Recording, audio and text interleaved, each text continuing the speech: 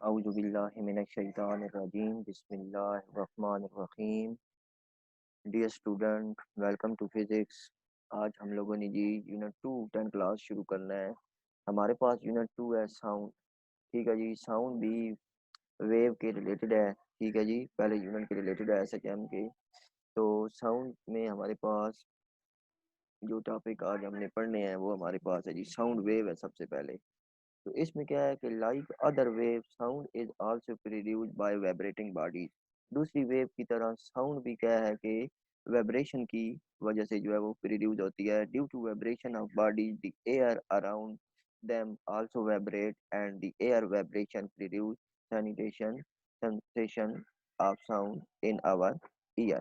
के जैसी जब जब कोई चीज़ वाइब्रेट होती है तो एयर जो है वो जो एयर है वो वाइब्रेट होना शुरू हो जाती है और जिसकी वजह से हमारे पास हमारे कानों को जो है वो वाइब्रेशन और साउंड जो है वो सुनाई देती है।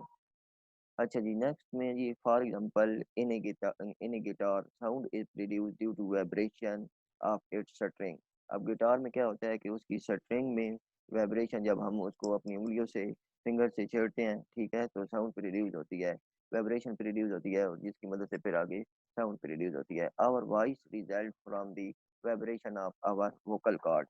हम जो बोलते हैं ये हमारी वोकल कॉर्ड की वाइब्रेशन की वजह से है। Human heart beat and vibration of other organ like lungs also produce sound wave. Doctor use stethoscope to hear this sound.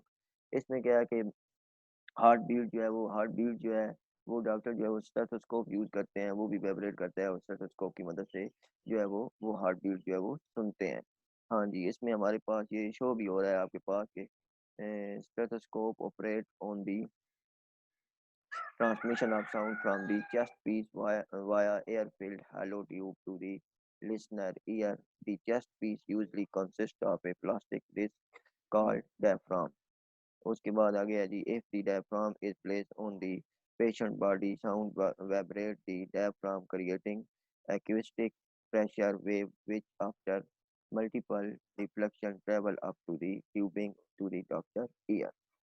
हाँ जी, उसके बाद आपके सामने जी sound produce by vibrating body. Sound produce कैसे होती है? अब हमारे पास स्कूल में जो हम एक्सपेरिमेंट करते हैं उसमें क्या है कि एक ट्यूनिंग फोर्क हमने ली और उसको जब हम किसी चीज़ पे जो है वो मारेंगे, हैमर करेंगे तो क्या होगा, साउंड प्रोड्यूस होगी। उसकी जो लेंथ है प्रोड्यूस वाइब्रेट होना शुरू हो जाएंगी और जिसकी मदद से वाइब्रेशन साउंड में चेंज हो जाएगी। In school laboratories we use a device called tuning fork to produce a particular sound if we strike the tuning fork against rubber hammer. अगर हम ट्यूनिंग फोर्क को किसी भी चीज़ को रबर हैमर पे स्ट्राइक करें, the tuning fork will begin to vibrate. तो ट्यूनिंग फोर्क जो है वो वाइब्रेट होना शुरू कर देगी। ठीक है जी, we can hear the sound produced by tuning fork by bringing it near our ear।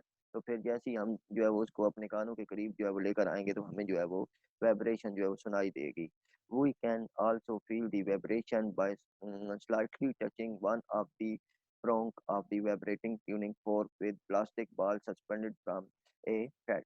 अच्छा जी, हम उसको जो है वो देख भी सकते हैं, ऑब्जर्व भी कर सकते हैं। अगर हम ट्यूनिंग फोर्क को जो है वो एक बॉल उसके करीब एक बॉल लेकर आएँ, प्लास्टिक बॉल लेकर आएँ, तो वो क्या होगा, बॉल जो है वो आगे पीछे मूव करेगा, दूर चला जाएगा। ठीक है जी।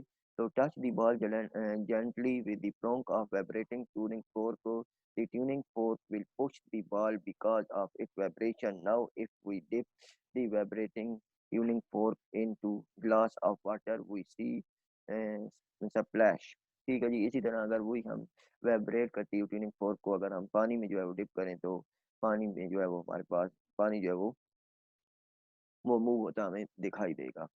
उसके बाद हमारे पास है what does make the water splash? From the activity we can conclude that sound is produced by vibrating body। तो ये जो दो तीन एक्सपेरिमेंट है इनकी मदद से हमें जो है वो पता चलता है कि जो साउंड है वो वाइब्रेशन की मदद से जो है वो प्रोड्यूस होती है। आगे sound required medium for it propagation. उसके बाद दूसरा जो टॉपिक है जी उसमें क्या है कि साउंड को जो है वो ट्रैवल करने के लिए जो है वो किसी भी मीडियम की ज़रूरत होती है। तो unlike water wave which are electromagnet in nature and can also pass through vacuum, sound wave require some material medium for their propagation। ठीक है जी। तो वाटर वेव जो है वो वैक्यूम में से भी गुजर सकती हैं, लेकिन जो साउंड वेव हैं ये वैक्यूम में से पास नहीं हो सकती। इनको जो है वो किसी ट्रैवल करने के लिए जो है वो मीडियम की ज़रूरत होती है। This can be prove by bell jar apparatus. The bell jar is placed on the platform of vacuum pump. इसमें क्या है कि ये हम एक्सपेरिमेंट करेंगे। एक बेल जार लेंगे, उसको जो है वो वैक्यूम बोतल के अंदर जो है वो फिट करेंगे। और जैसे ही जो है वो पहले जब बेल पावर सप्लाई देंगे तो हमें आवाज़ सुनाई देगी, लेकिन फिर हम वैक्यूम पंप की मदद से जब हम उसकी सारी जो है वो एयर निकाल लेंगे तो उससे क्या होगा कि हमें आवाज़ जो है वो ऐसा ऐसा मध्यम होगी, और फिर एक वक्त आएगा कि आवाज़ बिल्कुल हमें सुनाई नहीं देगी। तो कहता है कि an electric bell is suspended in the bell jar with the help of two wire connected to a power supply. By switching on the power supply, electric bell will begin to ring. We can hear the sound of the bell now start pumping out air from the jar by means of a vacuum pump. ठीक है जी। The sound of the bell start becoming more and more feeble and eventually dies out. Although bell is still ringing when we put the air back into the jar, we can hear the sound of the bell again. From this activity, we conclude that sound wave can only propagate in the presence of air medium. अच्छा जी, इसमें जैसा कि मैंने पहले भी आप लोगों को बताया कि इसमें क्या है कि हमने जो है वो एक जो बेल है उसको जार के अंदर जो है वो फिट किया, और क्या है कि वैक्यूम पंप की मदद से उसमें से एयर निकाल ली। तो हमें जो है वो आवाज़ जो है वो बेल की आवाज़ सुनाई देना बंद हो गई। फिर हमने जो है वो दोबारा जब उसको एयर को जो है वो फिल किया तो बेल जो है वो मुसलसल रिंगिंग कर रही थी। तो इसका मतलब है कि हम ये रिजल्ट निकालते हैं कि एयर जो साउंड है उसको ट्रैवल करने के लिए मीडियम की ज़रूरत होती है। उसके बाद है जी लॉन्गिट्यूडनल नेचर ऑफ साउंड। कहते हैं propagation of sound wave can be understood by vibrating tuning fork as shown in figure. Before the vibration of tuning fork, density of air molecule on the right side is uniform. When the right trunk of the tuning fork move from mean position O to B, it exerts some pressure on the adjacent layer of air molecule and produce a compression. इसमें पहले है कि जब जो है वो smooth है बिल्कुल, ट्यूनिंग फोर्क की जो प्रोंक है वो अगर वाइब्रेट नहीं कर रही तो ये आपको एयर जो है वो दिखाई दे रही है। इसमें जैसे ही जो है वो ट्यूनिंग फोर्क की प्रोंक जो है वो वाइब्रेट होना शुरू होंगी, ए से बी की जानब जाएंगी, तो ये आपके पास सारा एक्सपेरिमेंट में नजर आ रहा है। उसके बाद कहता है दी कंप्रेस, तो एयर कंप्रेस होना शुरू हो जाएगी। यही जो कंप्रेस एयर है ये आगे फिर ट्रेवल करेगी, और इस तरह फिर जो है वो the compress air layer in term compressed layer next to end and so on. A moment later, the prongs began to move from B toward A. Now the pressure in the adjacent layer decreased and refraction is reduced. This refraction is transferred to air layer next to it and so on. आगे फिर हमारे पास है जी next page पे कह रहा है जी कि as the tuning fork move back and forth repeatedly, a series of compression and rarefaction are created in the air. In this way, sound wave progress and propagate through the air. ठीक है जी। As in figure 11.6, so the direction of propagation of sound wave is along the direction of oscillating air molecule. This shows the longitudinal nature of sound wave. Distance between the conjunctive compression or rarefaction and the wavelength of sound wave. अब इस experiment से show होता है कि जो sound wave की nature है वो लॉन्गिट्यूडनल है। अच्छा जी, उसके बाद हमारे पास है जी करेक्टरिस्टिक्स ऑफ साउंड है। हाँ जी, sound of different object can be distinguished on the basis of different characteristics described below. When we talk to our friend, our voice is low, but when we address a public gathering, our voice is loud. ठीक है जी। Loudness of sound depend upon a number of factors. Some of them are discussed below. हाँ जी, इसमें हमारे पास जो है वो मुख्तलिफ factor हैं जिनकी बिना पे हमें जो है वो पता चलता है कि आवाज़ जो है वो किस नेचर की है। तो पहला है जी, पहला जो फैक्टर डिपेंड करता है वो है amplitude of the vibrating body.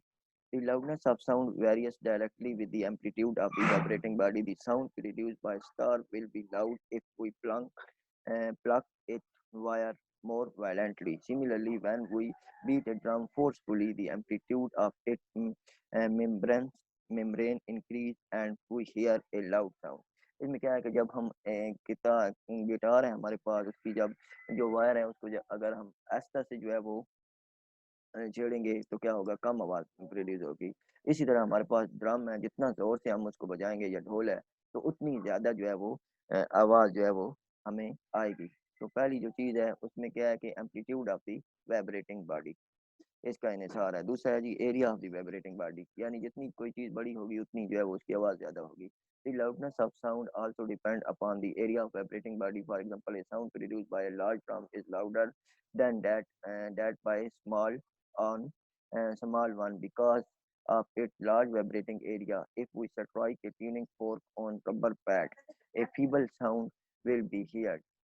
But if the vibrating tuning fork is placed vertically on the surface of bench, we will hear a louder sound. From this we conclude that the loudness increase with area of vibrating body and vice versa. इसमें क्या है कि जितना area जो है वो ज़्यादा होगा उतनी जो है वो ज़्यादा आवाज़ आएगी हमें। अच्छा जी, उसके बाद थर्ड हमारे पास है distance from the vibrating body, कि जहाँ पे जो चीज़ आवाज़ प्रोड्यूस वाइब्रेट हो रही है, आवाज़ प्रोड्यूस हो रही है, साउंड प्रोड्यूस हो रही है, उससे आप जो है वो कितने फासले पर हो। अगर आप करीब हो तो आपको ज़्यादा ऊंची आवाज़ सुनाई देगी, अगर आप दूर हो तो आवाज़ आपको कम कम सुनाई देगी। तो loudness of sound also depend upon the distance of vibrating body from the listener, it caused by the decrease in amplitude due to increase in distance.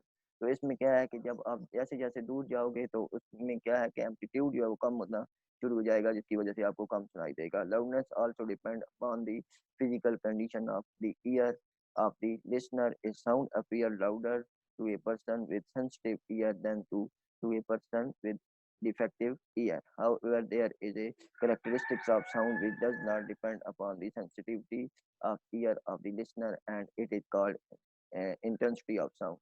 इसमें क्या है कि उसके बाद जो है वो जो हेल्दी पर्सन है, अगर उसमें कोई डिफेक्ट नहीं है ईयर का, तो उसको जो है वो आवाज़ जो है वो सही सुनाई देगी, और डीफ पर्सन जो है वो उसको जो है वो कम सुनाई देगी। तो यहाँ पे हम आज अपना लेक्चर जो है वो कवर करते हैं जी। इंशाल्लाह कल हम जो है वो नए टॉपिक के साथ जो है वो ऑनलाइन होंगे।